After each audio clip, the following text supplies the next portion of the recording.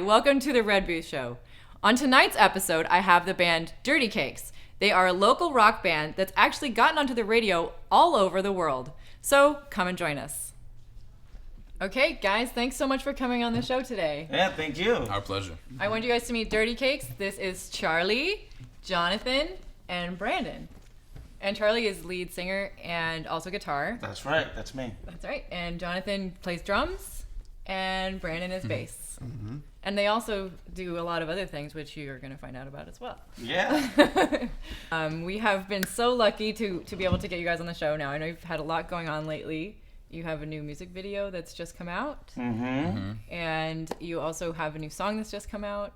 So why don't you guys tell us a bit about it? Well, the new song is, we'll call it KKF, because we can't get into the names of the words. Because it's a bad word, basically. Yes, it's a bad word. It would be frowned upon, I guess, in television just to say those things. But that's okay, because, you know, a lot of the music gets played online, and I don't care. That's the way I talk, so that's the way we're going to say it. And so basically it's a fun sing-along for the kids, and with a lot of chanting and profanity. And it really touches upon the three big keys of music that I like to focus on, at least as a songwriter, which is drugs, sex, and a pinch of Satan. So Perfect. a nice, healthy mix of rock and roll. Yes. I think something along those lines. As it should be. Yeah. Yes. And It says in the lyrics. yeah, exactly. It's all in there. And a little bit of commentary on pop culture or something. And we shot a video over at Brandon's studio in North Hollywood, The Vos. And not only is he the bass player and sings sometimes, he also has a full studio. He's a photographer, and he works in video production. And I run a digital agency.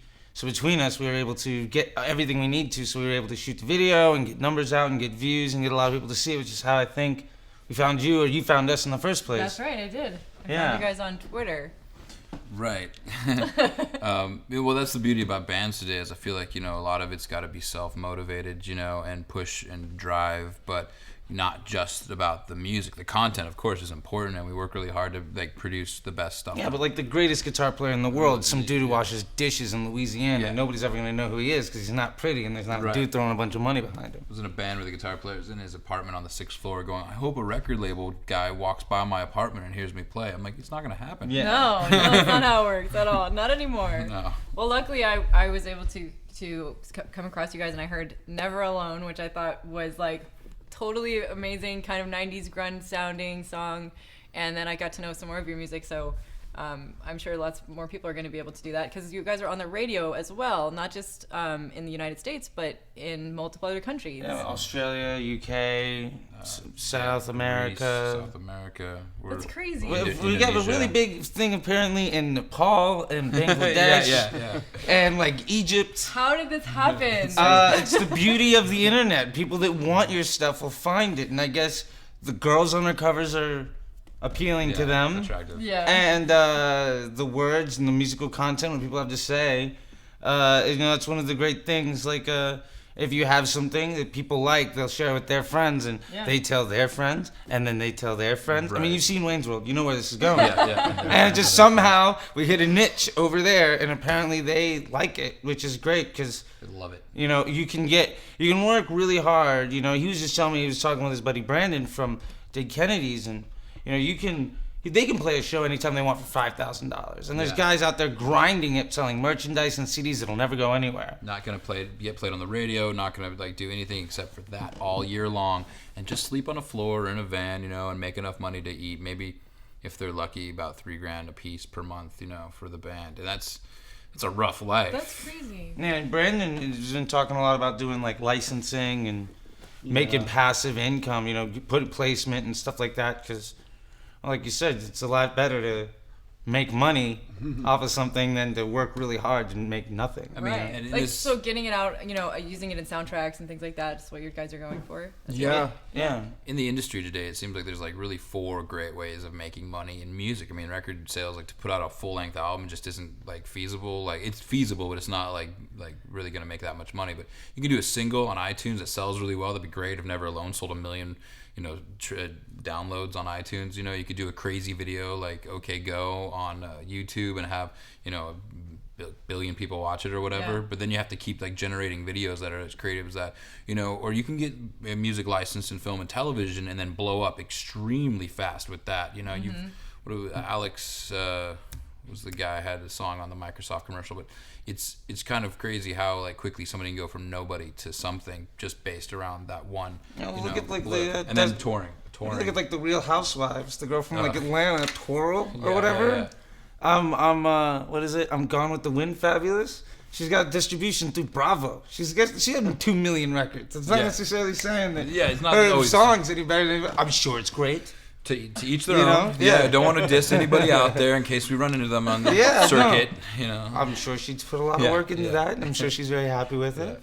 I mean, I was talking to him about Macklemore, you know what I mean? And I was like, I'm not a huge fan of his music personally, taste-wise, but I'm a fan of his business skills, you know what I mean? And the nature of going from where he was to where he is now. It takes drive, and the record labels aren't exactly what they used to be. So yeah, I mean, he turned down Jimmy Iovine. He turned down Jimmy Iovine, which is like a huge dude to say, no, I'm okay, I don't want all your millions of dollars, and did it himself anyway, Yeah. And so it's impressive. And rock isn't what it used to be either, but there's still hope. We're here. Well, we're here. Yeah, there's still hope. That's something that I really admire about your band because, you guys have done this all, on your own from the beginning. You've, grown your band all by yourself, and you don't have a record label, and you're doing all your own promotion, and you have a huge following. So it's really awesome. You're so successful already. And I just wanted to ask, how did you guys get your first song on the radio? Like, what was the story behind that? It's Naked, right? I think it was Love to See You Naked, which is another fun song for the kids. Great pop song. Again, about drugs and sex and very common things that are fun, and if you can make a girl dance and drink at a bar while listening to your music, and then the lyrics are talking about getting it on, well, you're gonna get other people laid, and then we're just public servants. Yeah. You know what I mean? I mean, We'll help you. Brandon's attractive. The rest of us are working really hard, We could actually play a clip of that song right here. Yeah, let's do that. All right. Here you go. We made love before the sun came around. One more time, we got down, and she left out the back door. And if you want me to, I will. And if you want me to, I can. And if you want me to, I'd love to see you naked.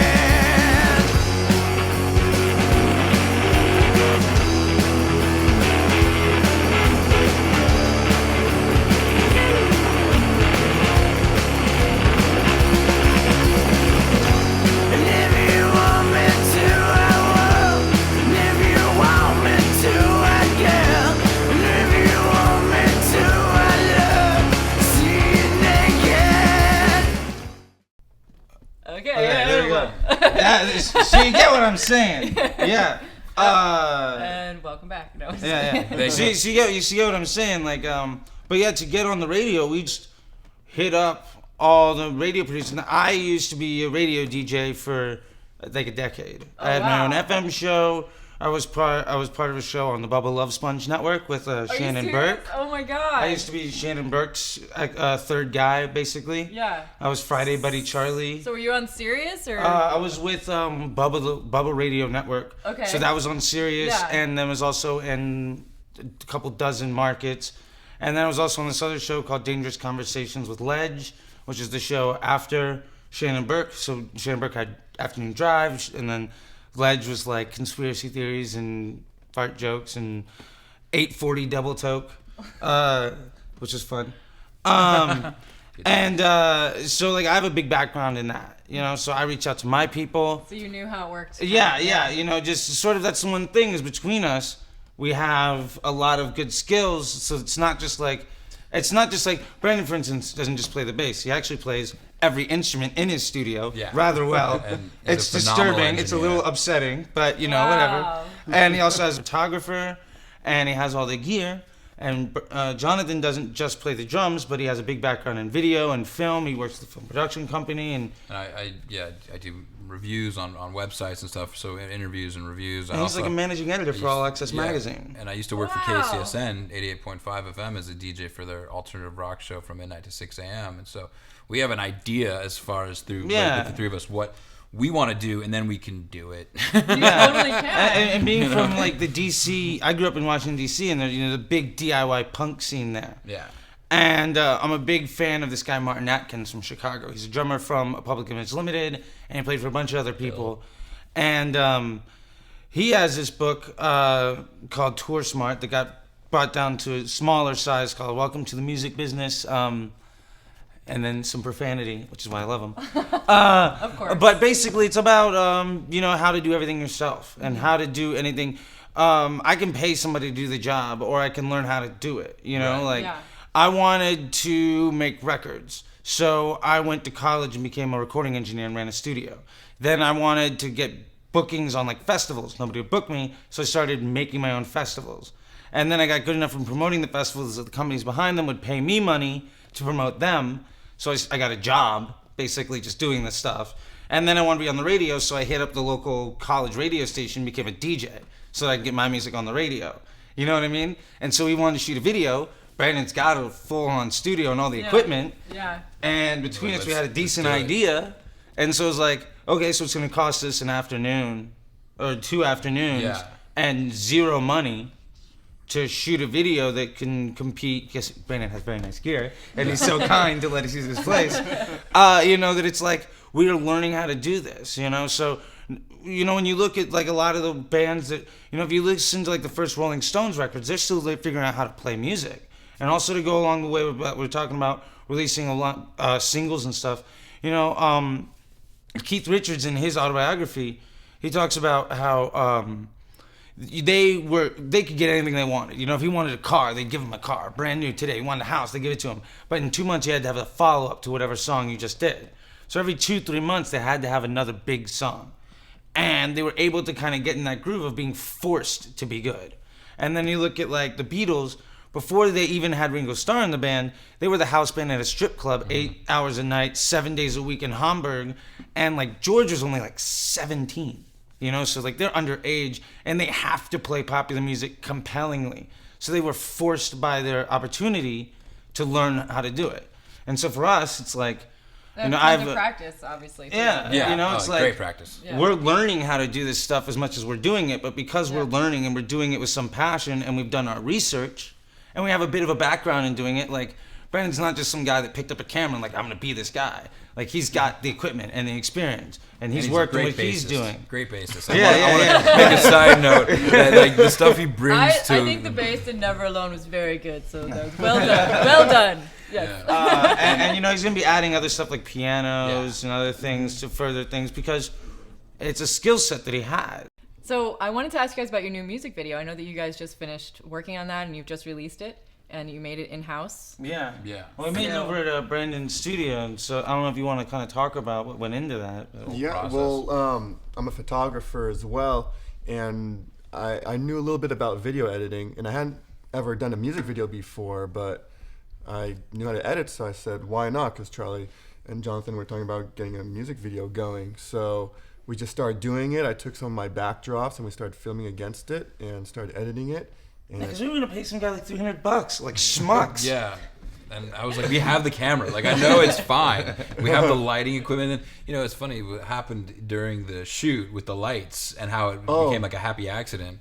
Yeah, the lights turned off my main strobes, and then all of a sudden I started seeing colors on Charlie's face. It was coming from my TV, the screensaver. It hit up like some epilepsy starting like YouTube video where it just flashed colors. Well, first it was very Andy Warhol. Warhol. It was like the Apple screensaver with penguins and stuff, and I saw it and it looked cool. So then I just got this idea if I could get some strobe lights. I went to YouTube, I typed in color strobe, started just strobing crazy. Yeah. And it was really, really cool. Oh, that's so awesome. So we tried to not look at things as the problems, but that was an opportunity to make like a crazy idea that Brandon just happened as a problem solving on the spot because he's a pretty smart guy, and it worked out really well. Since all of us can't be on the camera at the same time with the way that it was working, one person's got to work the camera, the other person's got to be a cheerleader, and then the third person's got to be on the camera playing. But we were talking about how we can like do like an overlap of us, like it sort of reduce the transparency, make it look like there's more of just one person playing, and or involve like the ability to make like there's more on the screen than just the one person and still capture the energy of the sound. You know what I mean? Charlie does a good job on his own capturing the energy, standing in place. What can I say? But when you get 10 of Charlie's on the screen, Well, let's give everybody a little taste of your new video. Yeah. How about that? yeah. All right, here you go.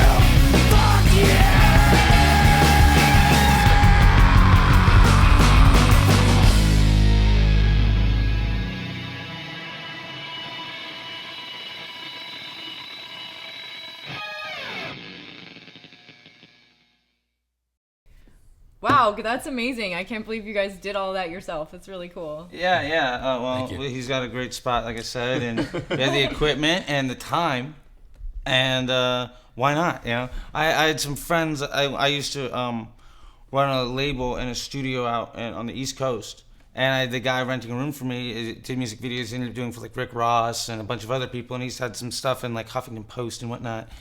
And he was like so kind. He was like, "Hey, look, I'll edit the thing for $300 and I'll shoot it." And That's really cheap. Yeah. Yeah, it is really cheap. Well, because he's a very good old friend of mine. Yeah. And then we were like, but we don't have to. And Jonathan kind of insisted that we not pay. I was like, look, we got the camera. Like, I guarantee, like the camera he's got is the same quality as these cameras right here, and we know we can do it, you know. And you know, for what it's worth, we can get some stuff to fall off the back of a truck too. Yeah, anything we need to have happen will happen. It's all about, you know, just faith and you know, positive communication and helping other people out, and it'll help you out. Like bartering for us to get ahead in, you know, our sound and our business has been a real benefit, we've noticed, you know what I mean? Because you need something done and we know how we can help you get that done, and then you know, down the line will work out. That's such a so much so the way it works, I think, in indie music and in indie films. Mm-hmm. Like everyone's helping each other out, kind of doing favors, and it's kind of like what you got to do, you know?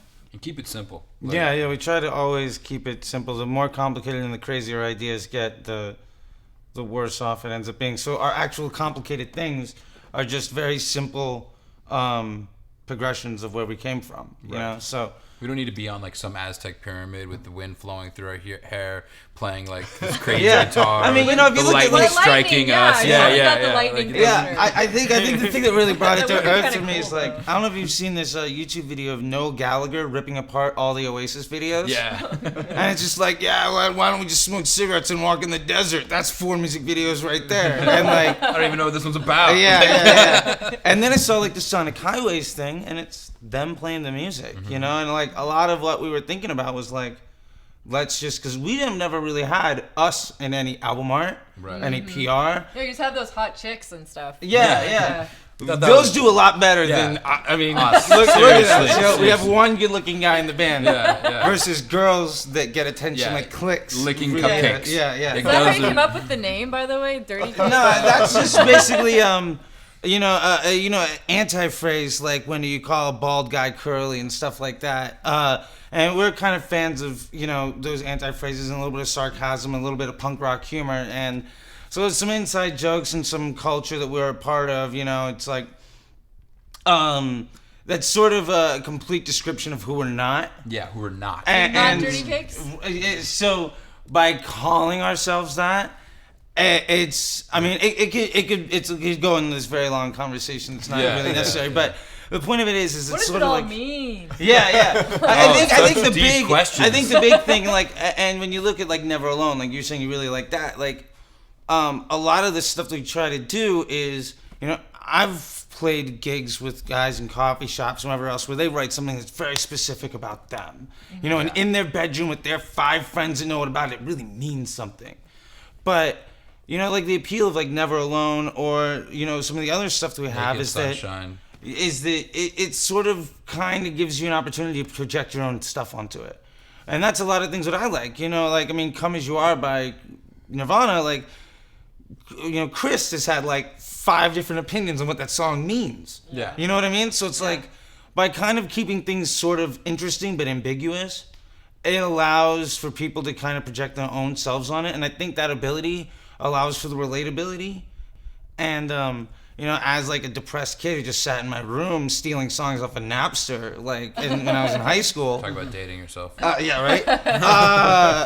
Like the idea of being able to, the idea of being able to listen to something and to relate to it is very important. Yeah. Right. And I'm not sure what a lot of songs actually mean, but I know that like it makes me feel a certain way, and that like I can put it on, and it's not like, and as much as there's great music, like country tells a story, I'm not that guy. Right. You know what I mean? But you listen to like 9 Inch Nails, like Downward Spiral, I'm that guy for sure, and I have no idea who Hey Pig is about. Right. I have my own theories about police officers and Charles Manson and stuff, but that's my own thing. Okay, so how did you guys come together? Like, how did the band form? How did you guys meet? Well, actually, that's an interesting story. I was at Bliss Cafe, coming out, and Charlie was walking by on the sidewalk That's in Hollywood. in Vine, Hollywood on Vine, and I think he wanted to bum a cigarette or something. Something like that. Yeah. That's probably how things innocuous We were, like that. We were talking about just music, We started going off about how he's like in town from Ojai and wanted to check out the scene. And I was like a local kid in that area. I've grown up in the Valley and in LA and Hollywood and stuff like that. And I was, I had been in a bunch of failed bands. He's been in a bunch of projects. I don't want to say if they're failed or not. That's up to them.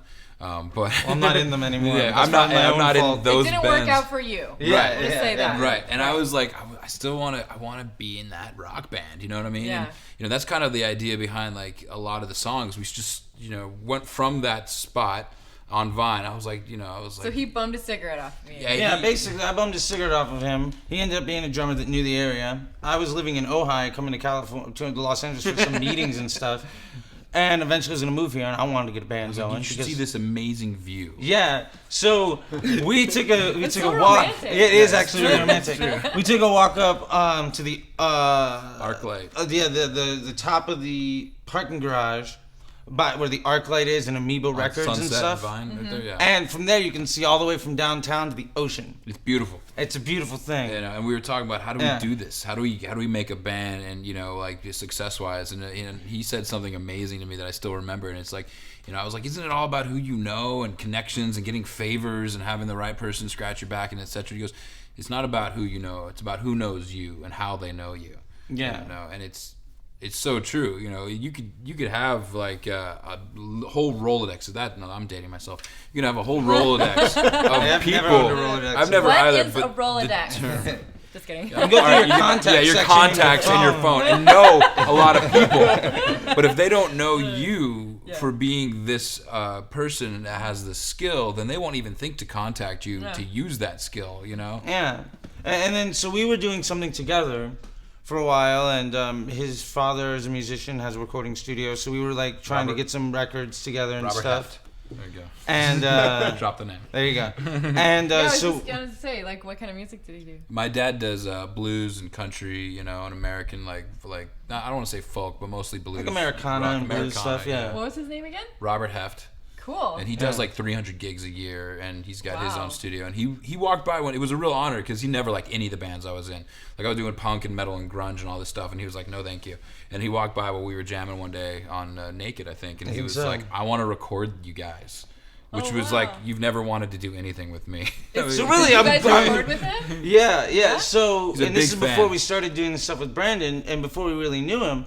And really, the thing was like, we're really just healing families. You know? Yeah, we're all about the kids. Yeah, How did yeah. you guys meet Brandon? And so then Brandon is another guy that was in our circle that kind of was like with the people that we hung out with in the places that we were. And we had like our first gig, which was like a backyard party. yeah. I think it was like Stoner on Stoner Ave. So it was like a festival on Stoner. Yeah. And he was a guy that played bass that we got along with, and so we asked him to do it. And then there was another gig a little later, and then another gig, and then another record, and Kind of happened. just kind of happened as like the guy that solved the problem that ended up fitting very well. It was nice to have a good-looking dude. in the Yeah, band, he'd always show up. you know. He'd be very stoic. Yeah, and you he'd know. play his bass. And, so being somebody that was talented enough to do it, but also had the other missing pieces of the puzzle of the things that we needed. Yeah. You guys are doing such an amazing job. I mean, you have such a huge following, and I can see why because of your music. And I'm so happy for you guys. Seriously. Thank you. Well, thank you. I really want to say thank you for coming on the show. And we'll have to have you back after your tour that you're going to There be we going go. on. Yeah, right? absolutely. So people should come and find them. Go, find their Facebook and their Twitter. It's Dirty Cakes, obviously. So There you go. Find us. Just type it into your phone. phone and you'll find us. I don't think Google's going anywhere. Yeah, so If, you can find it. We're like right above like erotic, Yeah, like penis cakes, baked titty goods. cakes. Like yeah, Well, it goes like phallic erotic nature. baked It's true. goods below us. Oh, good. Yeah, we're at So the we're top. above them. Thank God. All right, my SEO game is strong. Yeah. Thank you for watching Dirty Cakes on. The Red Booth. Yay!